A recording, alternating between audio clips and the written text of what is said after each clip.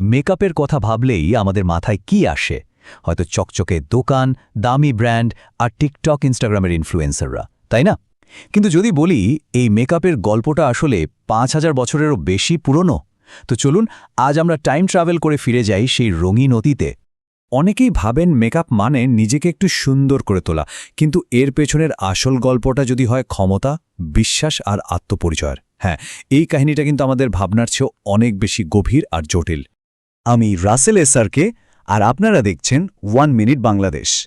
ইতিহাসের এমন সব অবাক করা গল্প যদি একটাও মিস করতে না চান, তাহলে কি করতে হবে? ঠিক ধরেছেন, এখনই সাবস্ক্রাইব বাটনে একটা ক্লিক করে ফেলুন।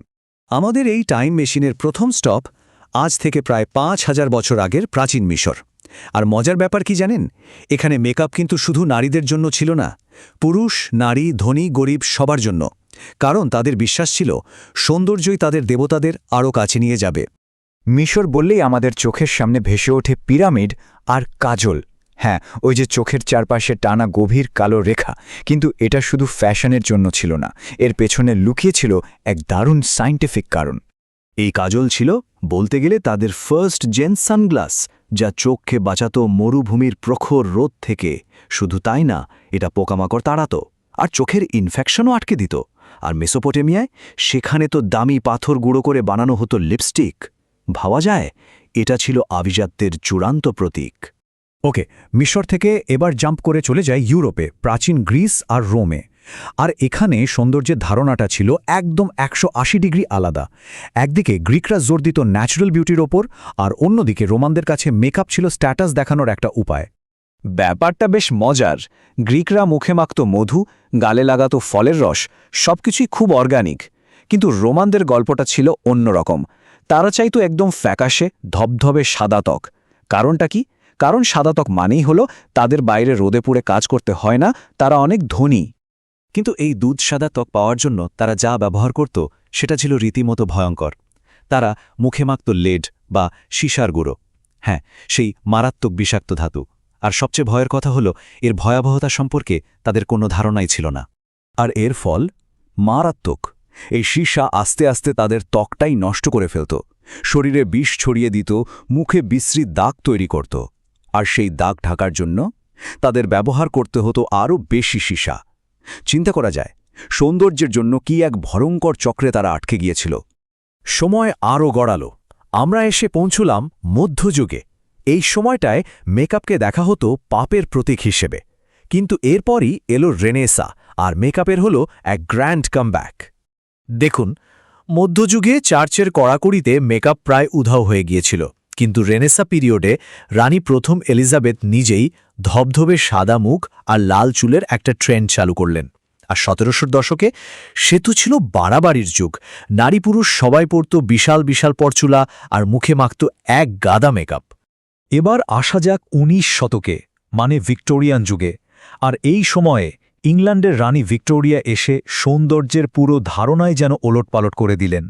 রানী ভিক্টোরিয়ার মতে মেকআপ ছিল একটা অশোভন ব্যাপার। এটা নাকি শুধু অভিনেতা আর খারাপ মেয়েরা ব্যবহার করত।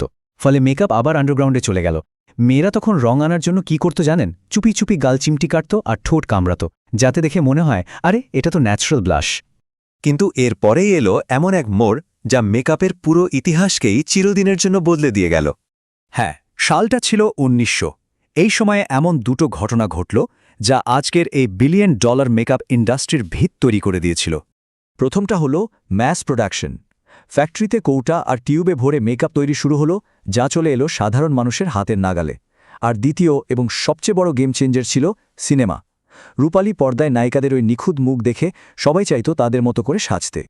আর এই সিনেমার হাত ধরেই ১৯২০ দশকে জন্ম নিল ফ্ল্যাপার গার্লসদের। ছোট চুল, ডার্ক আইলাইনার আর কাটাকোকিরো লাল লিপস্টিক, এটা ছিল তাদের স্বাধীনতার ঘোষণা। তাদের সাজটাই যেন চিৎকার করে বলতো, আমরা নতুন, আমরা স্বাধীন।